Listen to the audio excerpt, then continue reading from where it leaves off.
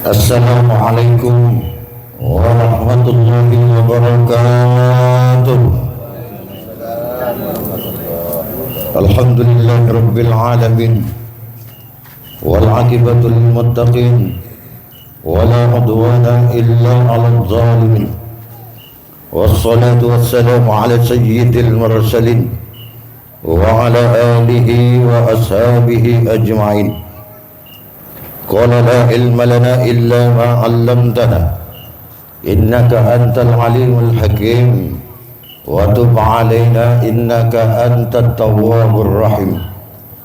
Qala rabbi shrah li sadri wa yassir li amri wahlul 'uqdatam min lisani yafqahu qawli, amma ba'du. Hadratul mukarramin yang kami muliakan, Kiai Haji Muslih Muallim, yang kami muliakan Ustaz Umar Tali wa jami'il asatid, segenap jemaah majlis Khatmil Quran Al-Mubarakah, yang semuanya yang hadir pada kesempatan malam yang berbahagia ini.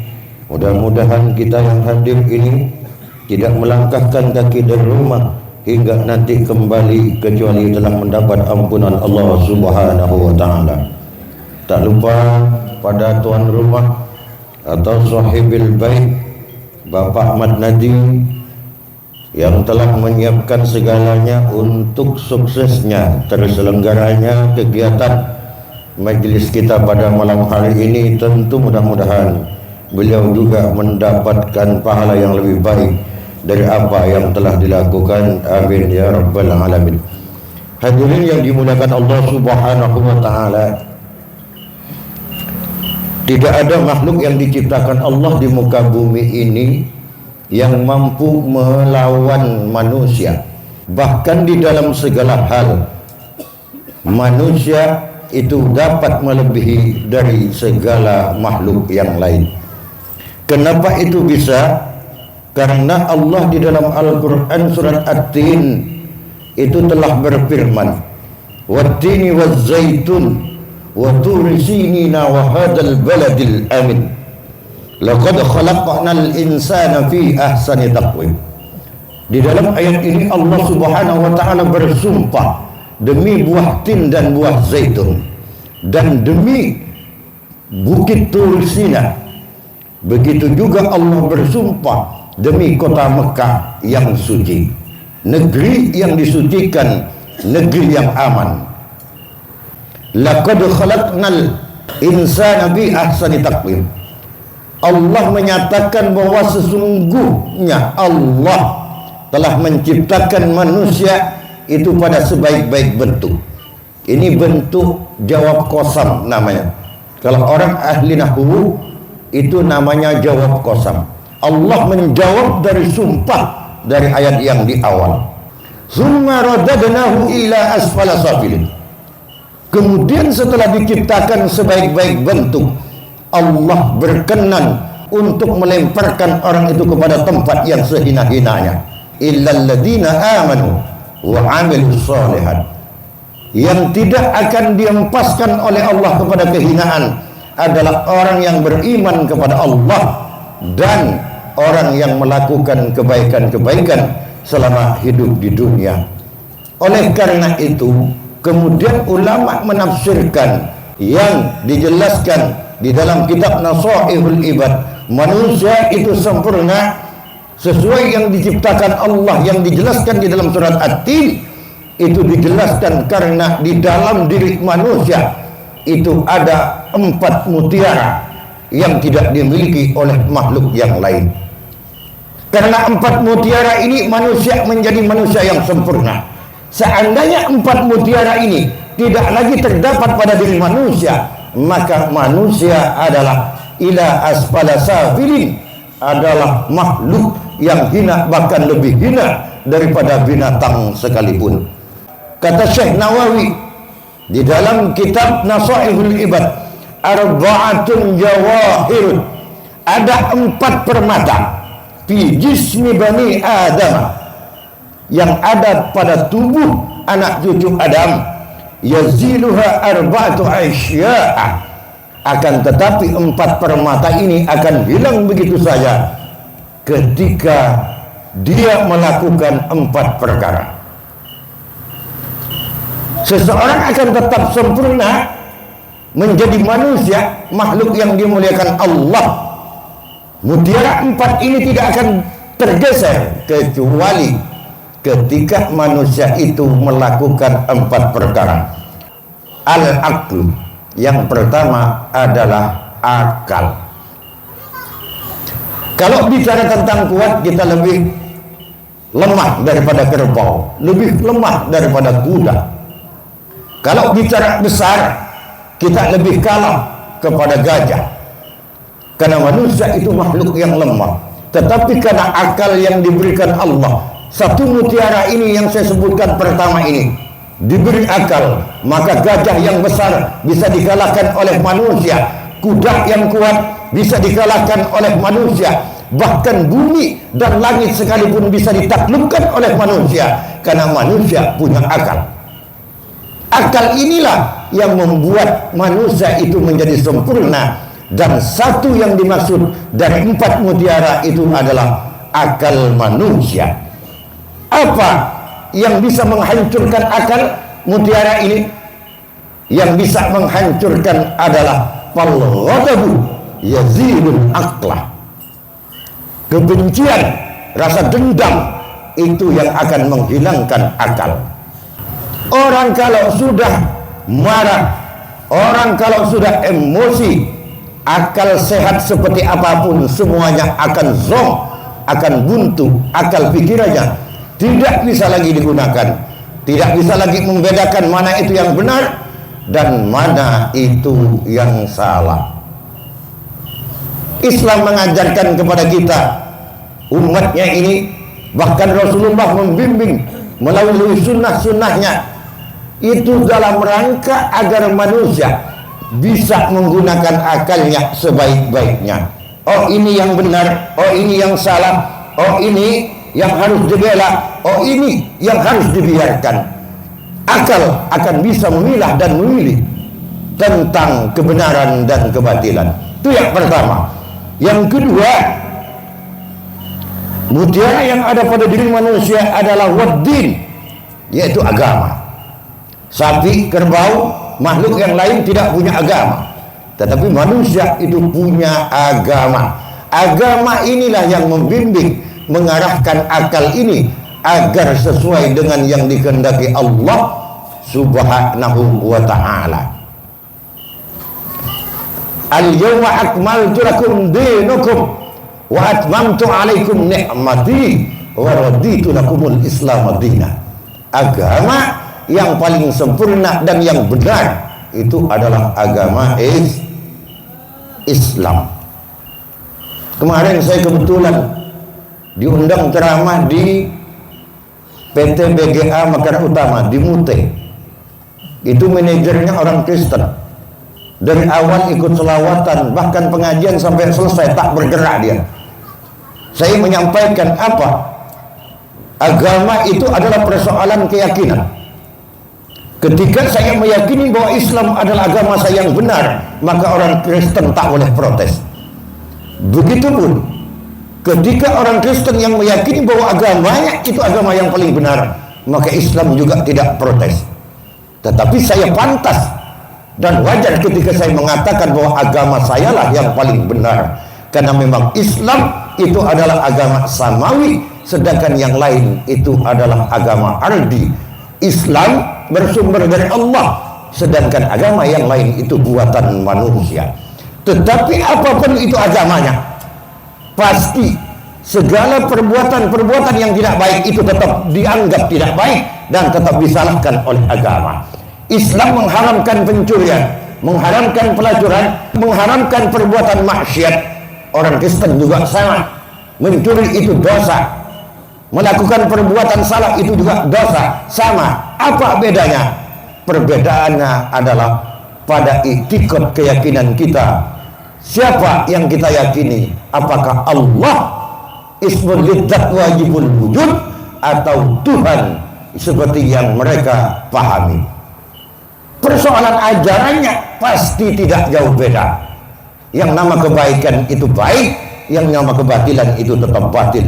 Maka agama adalah mutiara kedua. Ketika telah dimiliki oleh seseorang, maka pertahankan agamamu, jangan sampai agamamu tergadaikan oleh apapun. Karena ketika agama terlepas dari diri kita, Islam terlepas dari diri manusia, maka sesungguhnya manusia telah menanggalkan, membuang satu mutiara yang akan menjadi penyebabnya masuk ke surga Allah subhanahu wa ta'ala. Apa di antara ajaran Islam mutiara dari agama ini? Mutiaranya adalah sholat, Pak. Di antaranya sholat adalah mi'rajnya orang-orang Islam umat Rasulullah ini.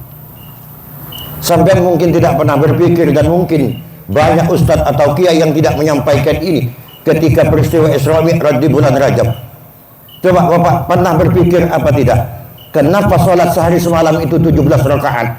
Persis sama dengan surat di dalam surat Al-Isra di Al-Quran itu. Nomor ke-17 itu Al-Isra, Pak, yang menjelaskan tentang Isra Mi'raj sesuai dengan jumlah sholat 17 rakaat. Ada 27 Rajab itu adalah Isra dan Mi'raj. Begitupun pahala sholat itu sampai 27 derajat. Tanggal 27 Rajab itu tanggalnya Isra Mi'rajnya Rasulullah. 27 derajat juga pahala bagi orang yang melaksanakan sholat. Maka karena sholat itu adalah mi'rajnya kaum mukminin, sholat 5 waktu itu tidak boleh ditinggalkan. Kenapa tidak boleh ditinggalkan sholat 5 waktu itu? Karena disitulah ukuran kita manusia ini. Ukuran kita, apakah Anda betul orang Islam atau tidak, ukurannya adalah di sholat, bukan di yang lain, Pak. Bukan di yang lain. Kadang kita begini, orang itu ketika melakukan satu pekerjaan, dan pekerjaan itulah yang ia selalu lakukan, maka ia akan mendapatkan terhadap sesuatu yang sudah biasa ia dapatkan. Maksudnya apa? Orang yang seperti ini, kata para ahli hukama, adalah orang yang monoton, tidak mau berkembang. Contohnya begini, sampean berdagang, punya toko, modalnya 5 juta. Dalam sebulan ketika dihitung 5 juta ini tetap hasilnya 1 juta. Bulan kedua rata-rata 1 juta. Kenapa tetap 1 juta? Karena Anda tidak berusaha untuk meningkatkan modal. Coba ketika bulan ini Anda dari modal 5 juta untung 1 juta, bulan kedua tambah menjadi 10 juta, maka hasilnya akan 2 juta. Begitu juga di dalam ibadah, kata Allah. Katanya sholat itu tanha anil fahsya wal munkar. Sholat itu mencegah perbuatan keji dan munkar. Tapi kenapa selama ini kita berpuluh-puluh tahun kita sholat tapi tetap saja nun kelenun senyambung pakun nyambung, si ajudi pakun ajudi, sengito pakun ngito. Kenapa sholatmu tidak ada perkembangan terhadap dirimu? Karena kamu melakukan sesuatu yang sudah biasa kamu lakukan, tidak berusaha untuk meningkatkan sehingga dia akan semakin baik. Ketika sholatnya tetap tidak diperbaiki, maka efek dari sholat itu juga akan tetap. Tapi kalau sholatnya semakin hari semakin baik, maka perbuatan efeknya juga akan makin baik. Itu yang dimaksud dengan agama ini. Maka kuncinya adalah di dalam Islam ini kita adalah sholat 5 waktu ini. Jangan pernah kita tinggalkan. Kalau sholat kita lakukan dengan benar, insya Allah efek positifnya akan muncul pada diri ini. Syaratnya apa? Sholat ini yang khusyuk. Syarat rukun dilengkapi. Sholat harus tumaknina, tenang. Jangan kasak kusuk. Rapi dulu, baca doa sebelum sholat, istighfar dulu, baru tenang kita sholat. Ketika mau menghadap Allah, insya Allah sholatnya akan semakin baik. Yang ketiga, mutiara yang ada di diri manusia itu adalah al-haya, yaitu rasa malu. Apa yang akan menghilangkan rasa malu ini? At-tama'u yazilul haya. Sifat tamak, rakus, itu yang akan menghilangkan rasa malu. At-tama' itu 3 huruf. Yang pertama to, yang kedua mim, yang ketiga ain. To itu perutnya besar. Coba lihat huruf to, besar perutnya begini, embung tahu. Terus setelah itu mim. Mim itu apa? Dilambangkan oleh ulama dengan tangan yang tergenggam. Artinya medit, pelit, cerek. Itu orang koma. Yang ketiga dilambangkan huruf ain. Ain itu mulutnya ngangak gini. Jadi angak toh. Ketika melihat punya orang, mulutnya lebar mengangak terus, perutnya besar. Ketika milik sendiri, tangannya tergenggam, tak mau keluar. Itulah orang toma. Maka ketika ada orang toma, rasa malu akan hilang pada dirinya. Tak peduli, yang penting dia hasil. Tak peduli, yang penting menguntungkan pada dirinya meskipun merugikan orang lain. Itu yang ketiga. Yang keempat, wal amalus sholeh, adalah perbuatan soleh. Tadi di ayat At-Tin yang saya sampaikan, yaitu perbuatan baik. Perbuatan baik itu adalah mutiara. Kata Imam Nawawi, kalau sampean tidak bisa mempertahankan perbuatan baik, maka Anda telah menghilangkan mutiara yang ada pada diri kita itu. Apa yang bisa menghilangkan amal kita itu? Amal baik Anda itu. Wal ghibatu yazidul amal saleh. Ghibah, menggunjing, itu yang akan menghilangkan amal-amal kebaikan kita. Ada di dalam sebuah hadis dijelaskan oleh Rasulullah sallallahu alaihi wasallam ketika Rasulullah ditanya oleh para sahabat, "Ya ashabi mal muflis?" Sahabat-sahabatku, kalian tahu tidak apa yang disebut dengan muflis itu? Apa yang disebut dengan bangkrut itu? Dijawab oleh sahabat, yaitu orang yang tak punya harta sama sekali ya Rasul. Itu bangkrut namanya. Apa kata Rasulullah? Bukan, kata Rasul. Kalau itu hanya bangkrut biasa, bangkrut yang tidak berbahaya. Karena persoalan hidup di dunia ini, ada orang kadang untung besar, ada kadang bangkrut. Turun naik grafik itu hal biasa saja. Tetapi yang bangkrut akan merugikan manusia, yang akan merugikan seseorang sampai nanti di hadapan Allah Subhanahu wa taala, yang membuat dia akan celaka di hadapan Allah adalah orang ketika dia hidup di dunia, dia ahli ibadah, sholat 5 waktunya tidak pernah hilang. Kalau malam tahajud, kalau siang puasa, sudah naik haji, sedekahnya banyak. Tapi ketika menghadap Allah di padang mahsyar, diperintah oleh malaikat, ketika ditanya oleh malaikat, kemudian lolos dia mau masuk surga. Ketika mau melangkah masuk surga, ada orang lain yang menahannya. Tunggu dulu malaikat. Mungkin karena ibadahnya orang ini semuanya lolos sehingga harus masuk surga. Tapi ingat, masih ada hak kami yang terdolimi oleh orang ini. Apa? Dulu ketika hidup di dunia, aku sering digibah oleh orang ini. Karena sebab fitnahannya, kemudian aku dibenci, jelek menamaku di satu kampung. Kemudian aku dikucilkan oleh orang, aku tidak terima. Hari ini adalah hari keadilan, aku minta keadilan, dipotong amalnya. Amal kebaikan orang yang banyak tadi dipotong. Setelah itu datang lagi yang nagih. Ada yang bilang aku telah dipukul olehnya ketika hidup di dunia. Aku minta keadilan, dipotong lagi amalnya. Kemudian datang lagi, dia pernah mengambil hartaku. Aku minta keadilan, hari ini aku menagih, dipotong lagi amalnya. Karena saking banyaknya yang menagih ketika hidup di dunia, dia banyak menyakiti orang lain. Kemudian amal yang begitu banyak menumpuk itu habis begitu saja. Ketika habis, ternyata orang yang menagih hutang tetap saja datang.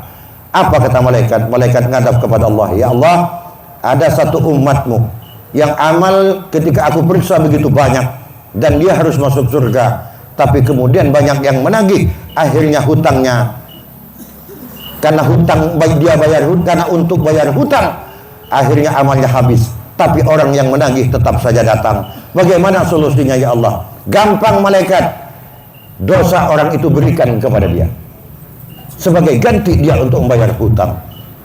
Yang pada akhirnya karena saking banyaknya yang menagih hutang, yang awalnya ketika menghadap di padang mahsyar dia banyak amal kebaikannya, pada akhirnya dia harus banyak menanggung dosa dan masuk ke neraka Allah Subhanahu wa taala. Mudah-mudahan kita tidak termasuk golongan ini. Amin ya rabbal alamin. Bapak sekalian yang dimuliakan Allah Subhanahu wa taala, seperti yang telah saya sampaikan sebelum-sebelumnya, mari jaga amal kebaikan kita ini. Kita ada di majelis ini dalam rangka untuk menambah ilmu, dalam rangka untuk menambah kebaikan-kebaikan, dalam rangka untuk memanfaatkan usia yang diberikan Allah ini sebaik-baiknya, agar nanti ketika mempertanggungjawabkan di hadapan Allah, kita menjadi umat yang diselamatkan oleh Allah Subhanahu wa taala. Oleh karenanya, mari manfaatkan sisa umur yang ada ini untuk berlomba-lomba fastabiqul khairat, berlomba-lomba pada kebaikan, dan hindari sebisa mungkin, sekuat mungkin kita melakukan hal-hal yang dilarang oleh Allah Subhanahu wa ta'ala. Demikian yang dapat kami sampaikan, kurang lebihnya saya minta maaf jika ada yang tidak berkenan. Saya mohon maaf, mohon ampun. Ihdinas siratal mustaqim. Wassalamualaikum warahmatullahi wabarakatuh.